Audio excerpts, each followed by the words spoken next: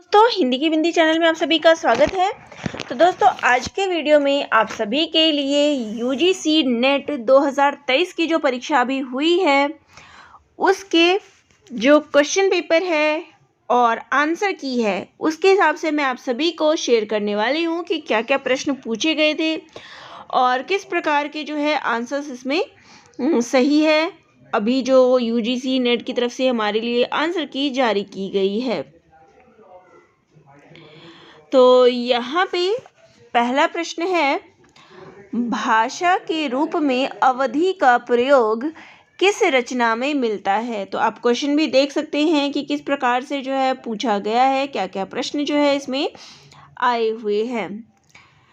तो यहाँ पे पहला प्रश्न है कि अवधि भाषा का प्रयोग जो है किस में मिलता है। तो इसका जो सही उत्तर होगा वो है ऑप्शन 1 यानी कि खालिक बारी में। ठीक है, तो जो सही ऑप्शन है मैं बताते जाती हूँ कि आपको मैच कैसे करना है। प्रथम राजभाषा आयोग की स्थापना कब की गई। तो यहाँ पे मैं आईडी दिखाते चली जाती हूँ। तो इसका ऑप्शन है 7 जून 1955। ठीक है, और अगला प्रश्न है, बघेली किस अपभ्रंश से विकसित हुई है। अब यहाँ पे जो प्रश्न है कि किस अपभ्रंश से विकसित हुई है, तो इसका सही उत्तर है ऑप्शन सी अर्धमागधी से। और अगला प्रश्न है, स्पर्श संघर्षी व्यंजन ध्वनि कौन सी है। तो इसका जो सही उत्तर है वो है झ से। अगला प्रश्न है, हिंदी साहित्य का आलोचनात्मक इतिहास नामक ग्रंथ में किस कालावधि का साहित्य इतिहास जो है वर्णित है। अब यहाँ पे 693 से लेके 1693 तक, ये इसका सही उत्तर है ऑप्शन 2। अगला प्रश्न क्या पूछा गया था वो भी देख लीजिए। इस बार की प्रश्न पेपर में हम कह सकते हैं कि मुश्किल प्रश्न जो है सुनने में आया था, या क्या क्या चेंजेस देखने को मिले वो पता चल जाएगा। ये पहले शिफ्ट का पेपर है, यहाँ मैं बता दूं कि ये पहले शिफ्ट में जो पेपर था वो है। अगला प्रश्न है, देसिल बरना सबजन मिठा ते तैसन जपो अवट्ठा, ये बात किसने कही है। तो ये बात विद्यापति के द्वारा कही गई है। ये सब आसान प्रश्न है। अगला है, राधा के प्रेम संवेदन के माध्यम से जीवन को समझने का एक सफल प्रयत्न किस रचना में मिलता है। तो यहाँ पे कनुप्रिया इसका उदाहरण जो है, इसका आंसर जो है लगाया गया है।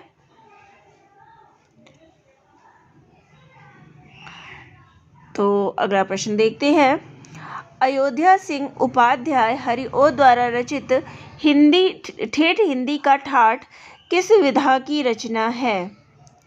तो ये जो है उपन्यास है, और अभी जो आंसर की जारी हुई है मैं उसके अनुसार आंसर की बता रही हूँ। अगला है, चिट्ठिया हो तो हर कोई बाँचे निम्न में से किस साहित्यकार के पत्रों का संग्रह है। तो ये किसका संग्रह है, फणीश्वरनाथ रेणु का। अगला प्रश्न है, रस की निष्पत्ति मूल ऐतिहासिक पात्रों में ही संभव है, यह निम्नलिखित में से किसका मानना था। तो ये मानना था भट्ट लोलट का।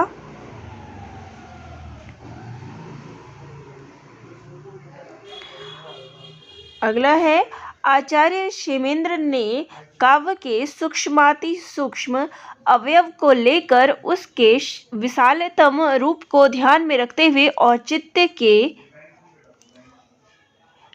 कितने भेद जो है निर्धारित किए हैं।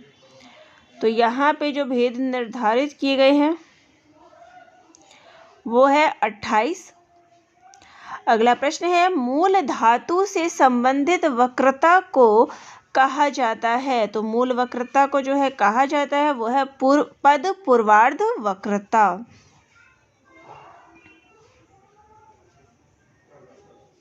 जी, अगला प्रश्न है, लिरिकल बैलेड्स 1978 किन दो कवियों की कविताओं का संग्रह है। तो ये किन दो कवियों का संग्रह है, वर्ड्सवर्थ एवं कॉलरिज का। अगला है किसी भाषा का साहित्य में व्यवहार न होना इस बात का प्रमाण नहीं कि उस भाषा का अस्तित्व ही नहीं था। ये बात जो है किसने कही है? तो ये बात रामचंद्र शुक्ल के द्वारा कही गई है। अगला है एशिया के हरे भरे धर्म जैसे ही वे पश्चिम विज्ञान की वास्तविकताओं के संपर्क में लाए जाते हैं, सूखी लकड़ियों का ढेर मात्र रह जाते हैं। यह कथन किस अंग्रेज अधिकारी का है? तो ये कथन है हंटर का। अगला प्रश्न है वैज्ञानिक ज्ञान और आख्यान में विरोध और द्वंद्व संबंध पर किस चिंतक ने जो है विचार किया है? तो वो है लियोदार्थ, ऑप्शन 2। अगला है उदंत मार्तंड को प्रकाश में लाने का श्रेय निम्नलिखित में से किस विद्वान को दिया जाता है? तो ये दिया गया है ऑप्शन 2 यानी कि बजेंद्र नाथ बंदोपाध्याय को। अगला है चौरसिया के खेल मेरे जुग मिलन की आस, नर्द अकेली रह गई रे नहीं जीवन की आस हो। तो कबीर की जो ये पंक्ति है उसमें नर्द शब्द का अर्थ है। तो देखिए बीच से आपको अर्थ भी पूछा जा रहा है, तो इसका अर्थ है गोटी। अगला प्रश्न है अंधेरे में कविता में काव्यवाचक किसे पितः पितः ओ कहकर संबोधित करता है? तो कविताएं जो है आपको किस प्रकार से पढ़नी है वो भी आप देख सकते हैं, तो वो है तिलक को। अगला है अन्याय जिधर है उधर शक्ति, राम की शक्ति पूजा का यह संवाद किसने किससे कहा है? तो ये संवाद जो है राम ने विभीषण से कहा है। अगला है नैन चुवही जस महवट नीरू, नागमति वियोग खंड की इस पंक्ति में महवट का सटीक अर्थ क्या है? तो महवट का जो सटीक अर्थ है वो है माघ की झड़ी। चलिए अगला प्रश्न देखते हैं झूठा सच में किस शहर का वर्णन नहीं है? तो किस शहर का वर्णन नहीं है? तो वो है कानपुर का। बाकी जालंधर, लखनऊ और नैनीताल तीनों ही शहरों का वर्णन इसमें देखने को मिलता है। चलिए अगला प्रश्न लेते हैं। मुझे उन लोगों से ज़रा भी हमदर्दी नहीं जो बातें तो करते हैं कम्युनिस्टों की सी, मगर जीवन है रईसों का सा, उतना ही विलास में उतना ही स्वार्थ से भरा हुआ। यह कथन किस उपन्यास का है? तो ये कथन जो है गोदान उपन्यास का है। चलिए अगला प्रश्न लेते हैं।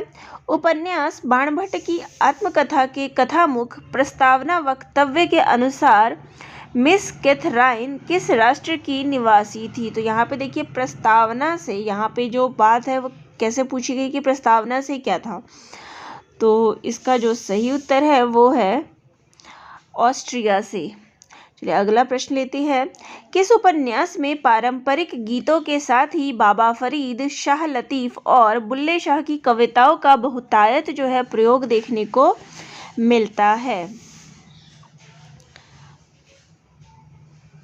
तो वो है जिंदगी नामा। अगला प्रश्न लेते हैं। लाल पान की बेगम कहानी में बिरजू की माँ किसे ट्यूशन वाली कहकर संबोधित करती है? तो वो है जंगी की पतोहू को।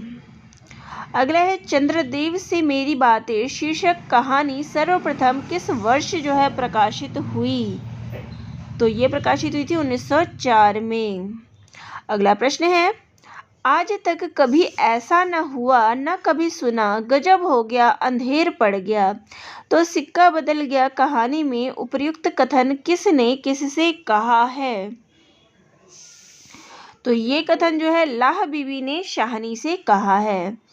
अगला प्रश्न है। पवित्रता की माप है मलिनता, सुख का आलोचक है दुख, पुण्य की कसौटी है पाप, तो ये स्कंदगुप्त नाटक में किस पात्र के द्वारा कहा गया है?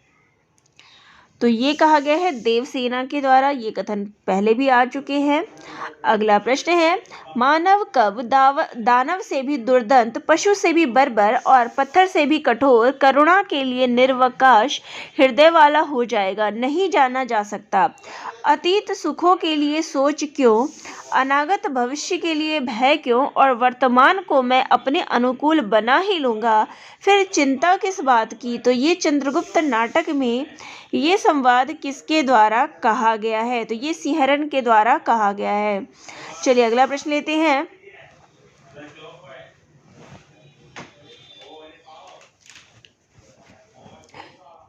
कि श्रीपत बेहद गंवार आदमी है, खाने की मेज पर बैठकर पसीना सुखाता है। मैं कहता हूँ दीदी, मैं इतनी मुद्दत के बाद यहाँ आया हूँ, तुम्हारा छोटा भाई हूँ, तुम लोगों से मिलने की हसरत दिल में लिए हुए न जाने कब से इस महान भारत के नगर नगर भटक रहा हूँ, और तुम्हें मेरा पल भर को भी यहाँ बैठना नहीं सुहाता। तो ये संवाद अंजू दीदी नाटक में किसके द्वारा कहा गया है? तो ये कहा गया है श्रीपत के द्वारा। अगला है, जिसकी आत्मा कमजोर हो, जिसे लालच स्वार्थ ने घेर रखा हो, वह इस बकरी से क्या पाएगा? भगवान के पास खाली हाथ न जाने का मतलब यही है। जो फूल लेकर जाता है वह स्वर्ग लेकर लौटता है, इसलिए श्रद्धा देना जानती है। आप इस बकरी को जितना दें उतना कम है। तो बकरी नाटक में यह संवाद किसके द्वारा कहा गया है? तो ये जो है सत्यवीर के द्वारा कहा गया है। चलिए अगला प्रश्न लेते हैं। हम दोनों एक ही नाव के यात्री थे, यह कथन किसने किसके बारे में कहा है? तो ये कथन जो है शिवरानी देवी ने प्रेमचंद के बारे में कहा है। अगला है, मैं अब परिधियां लांघ सकती थी, सीमाएं तोड़ सकती थी। दरअसल सीमा में रहना मुझे सदैव कचोटता है, इसलिए सीमा को तोड़ने मात्र का आभास ही मुझे अत्यधिक सुखकारी लगता है। तो ये कथन जो है किस पुस्तक में है? तो ये कथन जो है आपहुदरी में है। चलिए अगला प्रश्न है, चंपा पात्र का निम्नलिखित में से किसके जीवन काल में महत्वपूर्ण स्थान रहा?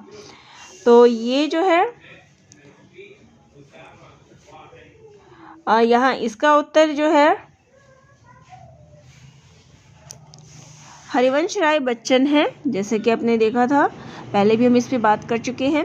अध्यापिका शीला अग्रवाल ने किसके जीवन निर्माण में महत्वपूर्ण भूमिका निभाई? तो वो मन्नू भंडारी के जीवन में महत्वपूर्ण भूमिका निभाई। अगला है, किसी देश में भी सभी पेट भरे हुए नहीं होते, किंतु वे लोग जहाँ खेत जोतते बोते हैं वहीं उसके साथ यह भी सोचते हैं कि ऐसी कौन नई कल व मसाला बनावे जिससे इस खेत में आगे से दून अनाज उपजे। उपर्युक्त पंक्ति किस निबंध से उद्धृत है? तो ये जो है मजदूरी और प्रेम से संबंधित निबंध है, कथन है।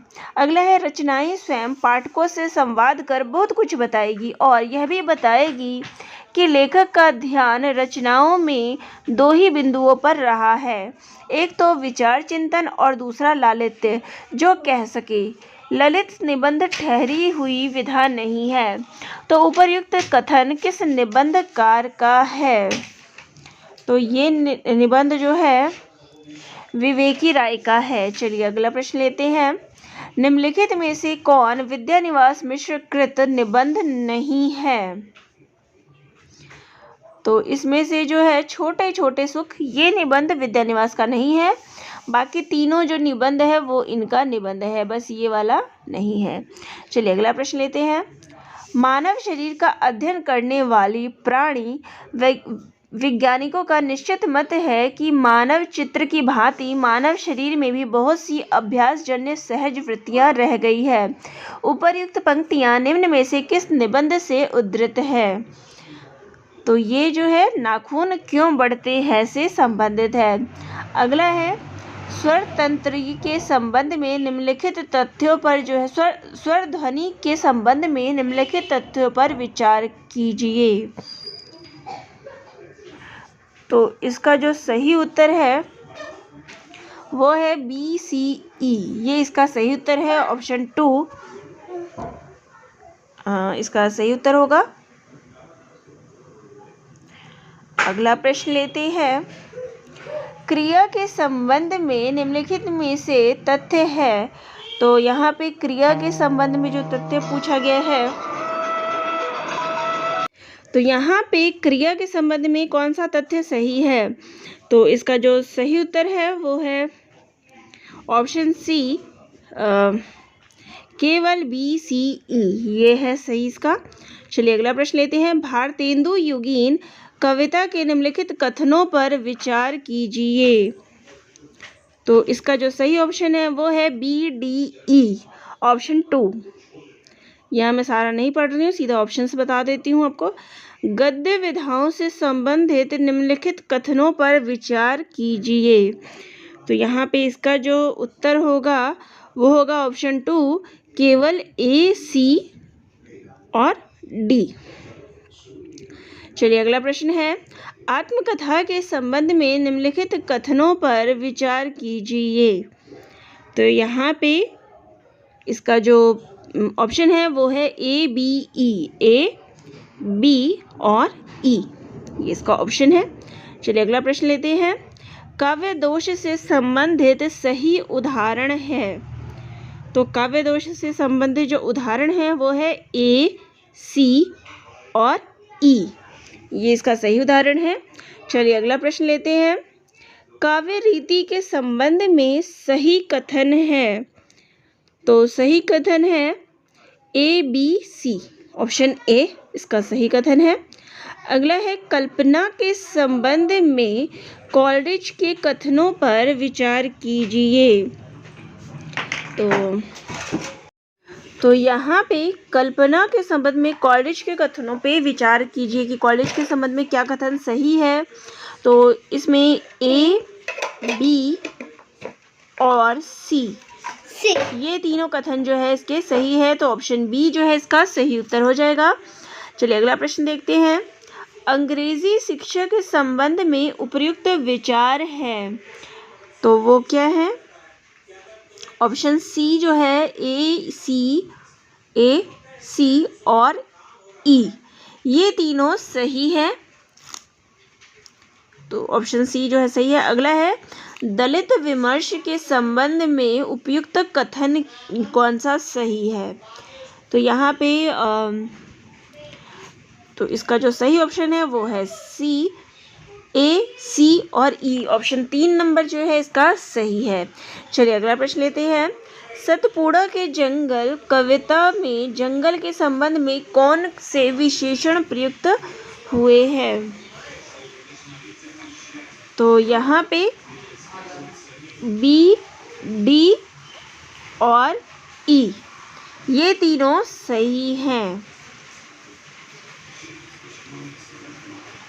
अगला प्रश्न है। प्रिय प्रवास किन छंदों में रची गई। तो प्रिय प्रवास जो है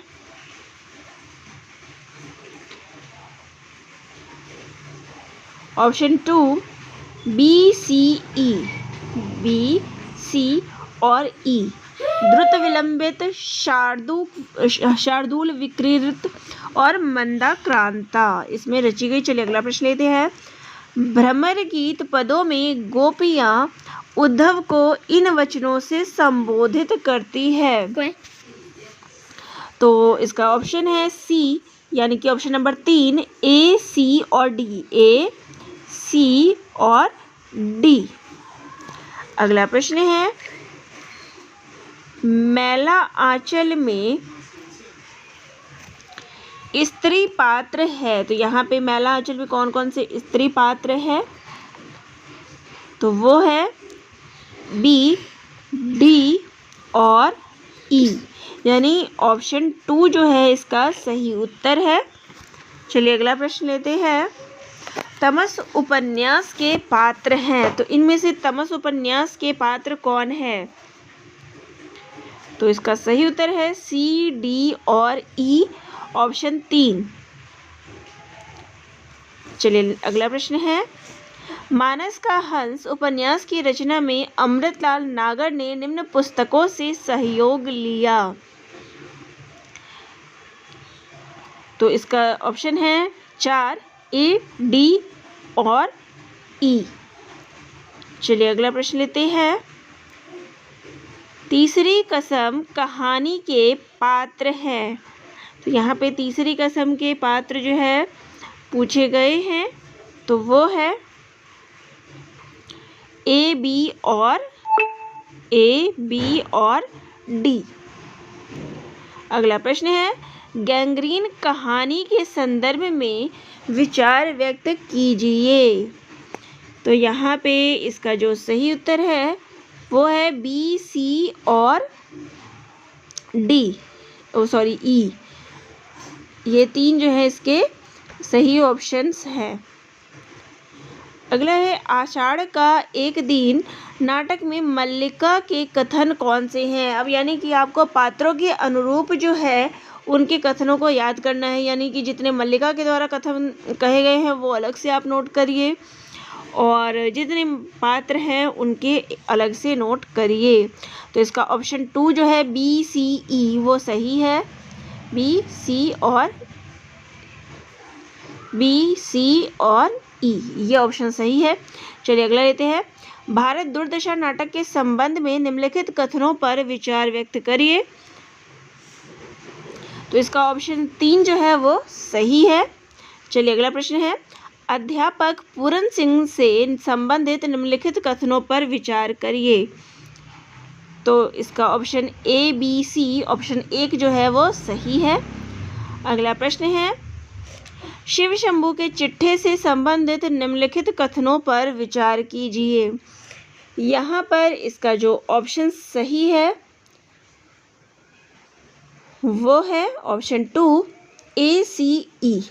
चलिए अगला प्रश्न है, निबंधकार प्रताप नारायण से संबंधित निम्नलिखित कथनों पर विचार कीजिए। तो इसमें ऑप्शन 3 जो है ए और ई, ये तीनों इनके ऑप्शन हैं।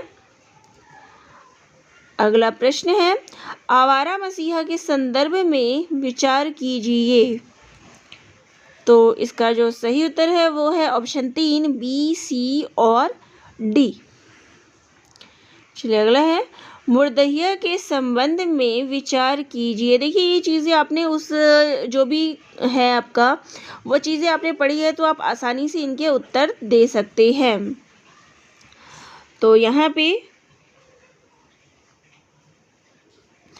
ऑप्शन 4 ए, सी, डी। अब जैसे मुर्दहिया, इसमें लेखक कौन है इसके, तुलसीराम। तो तुलसीराम के गांव का नाम 12 गावा है। फिर है सी नंबर, कलकत्ता जाकर बलमून ने अपने नाम के आगे रविदास जोड़ लिया। बाबा को पाँव की चोट ने सक्रिय जीवन के लिए अक्षम कर दिया, तो ये ऑप्शन नहीं है। फिर बाबा हरिहर दास ने तुलसी राम का नामकरण किया, तो ये ऑप्शन है। तो इस प्रकार से जो आपने उसमें पढ़ा होगा तो आप इनको ढूंढ सकते हैं, लेकिन आपको डीपली कहानियाँ जो है इस पे पढ़नी है। चलिए अब यहाँ पे मिलान है। तो यहाँ पे समास को उनके उदाहरणों से जो है मिलान करना है। तो इसका ऑप्शन 4 जो है वो सही उत्तर है, आप मिला लीजिएगा। मैं यहाँ पे सिर्फ आपको उत्तर बताती जा रही हूँ। यहाँ पे विभिन्न संप्रदायों को उनके प्रवर्तकों के साथ जो है मिलान करना है। तो इसका ऑप्शन 3 जो है वो सही है। अगला प्रश्न है, यहाँ पे रचनाओं को उनके रचनाकारों से जो है मिलान करना है। तो इसमें जो है ऑप्शन 2 वो इसका सही उत्तर है। चलिए अगला प्रश्न है, निम्नलिखित सूचियों को उनके ग्रंथों को उनके समय से जो है मिलान करना है। तो यहाँ पे ऑप्शन 3 जो है इसका सही उत्तर है। चलिए अगला प्रश्न जो है फिर मिलान से है। तो मिलान में तो यहाँ पे मिलान में जो है 3 नंबर जो है वो इसका सही ऑप्शन है। पुस्तकों को उनकी आलोचनात्मक पुस्तकों से मिलान करना है। यहाँ पे शेखर एक जीवनी भाग के शीर्षक से उसका मिलान करना था कि पहले खंड का क्या शीर्षक है, दूसरे खंड का क्या है।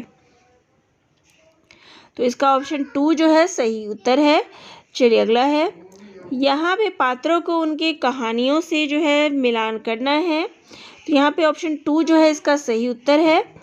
अगला जो है, अब इस प्रश्न में आपको नाटकों को उनके पात्रों के साथ जो है मिलाना है। तो ऑप्शन 3 जो है इसका सही उत्तर है। अगला है, चिंतामणि जो निबंध संग्रह है उनके संपादकों से उनका मिलान करना है। तो ऑप्शन 3 जो है इसका सही उत्तर है। अगला यहाँ पे है कि देवनागरी लिपि के मानकीकरण के प्रयासों को पहले से बाद में क्रम में लगाएं, यानी कि पहले कौन सी समिति गठित हुई, फिर कौन सा काम हुआ, फिर कौन सा काम हुआ। तो देखिए आपको मानकीकरण का जो क्रम है वो देखना है। तो यहाँ पे ऑप्शन 2 पहले क्या हुआ था, बी यानी कि महादेव गोविंद रानडे के सुझाव, फिर महाराष्ट्र साहित्य पुणे द्वारा गठित ये हो गया, फिर काका कालेकर हो गया, फिर आचार्य नरेंद्र देव, और सबसे लास्ट में जो है डॉक्टर राधा कृष्णन परिषद। तो इस प्रकार से जो इसका अनुक्रम पूछा गया था। अगला है, प्रथम प्रकाशन वर्ष के अनुसार रामविलास शर्मा द्वारा रचित कृतियों को पहले से बाद में जो है क्रम से लगाना है। तो इसमें ऑप्शन 3 जो है वो सही है, BADCE,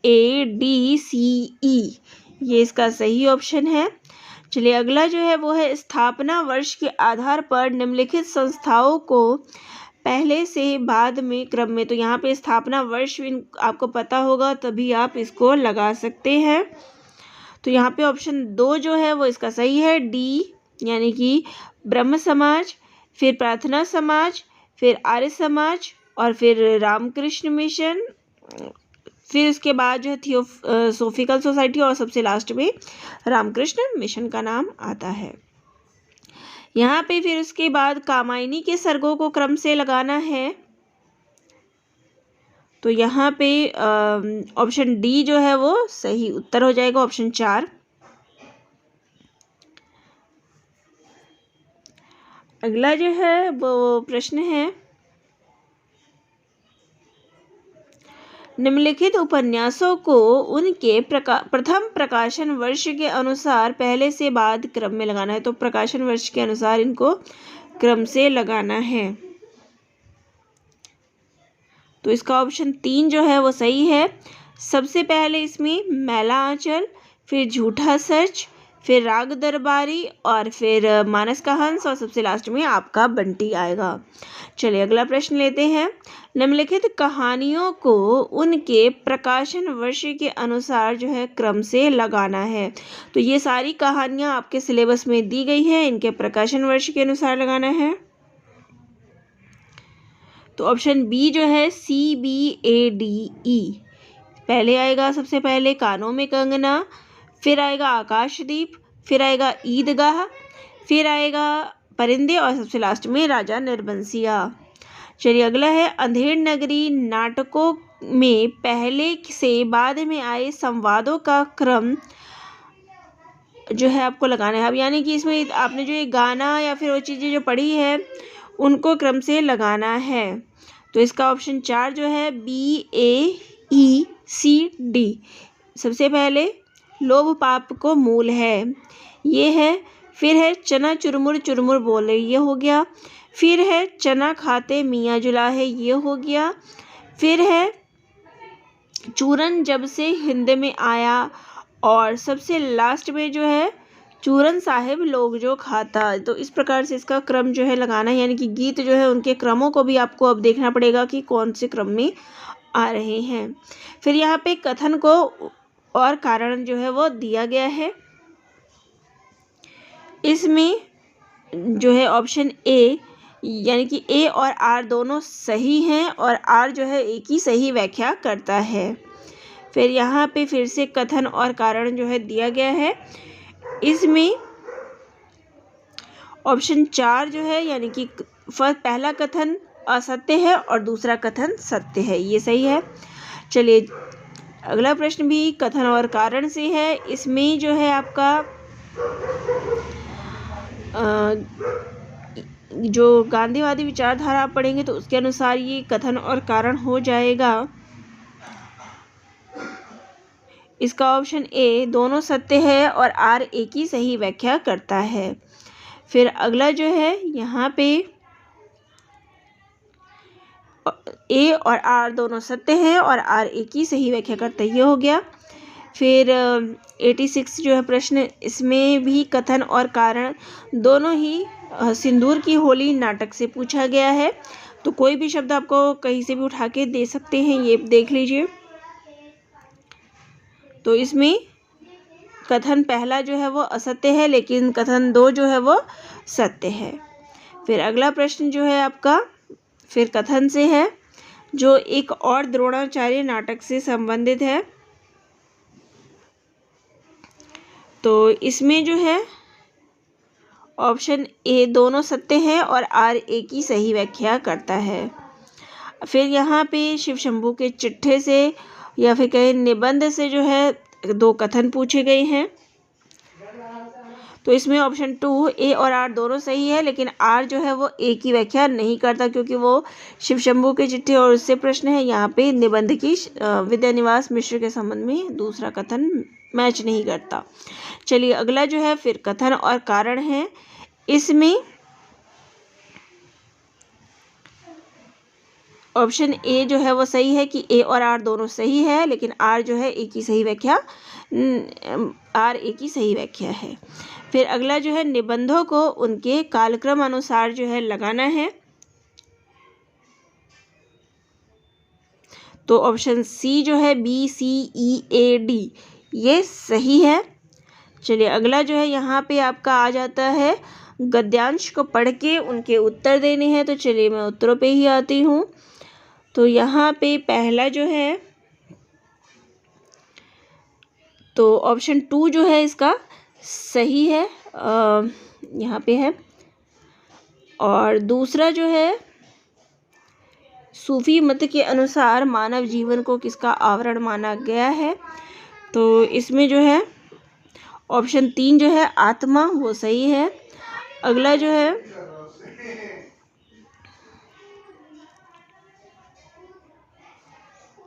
ऑप्शन 1 जो है वो सही है समाधि की सुगमता के लिए। फिर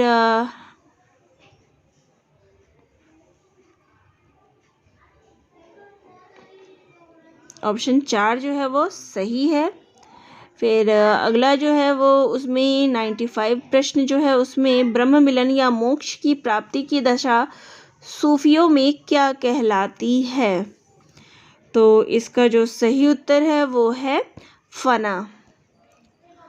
अगला प्रश्न जो है वो है तो इसमें जो है हिंदी प्रदेश में नव जागरण कब शुरू हुआ, ये प्रश्न पूछा गया है। तो इसका 1857 के स्वाधीनता संग्राम से ये ऑप्शन है। फिर 97 में इसका जो है उपयुक्त अनुच्छेद के अनुसार 1857 के स्वाधीनता संग्राम की विशेषता है। तो इसकी विशेषता क्या है, इसका सामंत विरोधी पक्ष और स्पष्ट और प्रबल था। फिर आ जाते हैं 91 वाले प्रश्न पे। उपयुक्त अनुच्छेद के अनुसार 1857 के संग्राम के बाद किसे बादशाह बनाया गया। तो इसका जो सही उत्तर हो जाएगा वो होगा बहादुर शाह। चलिए अगला प्रश्न जो है वो है, अब इसमें क्या ऑप्शन आएगा।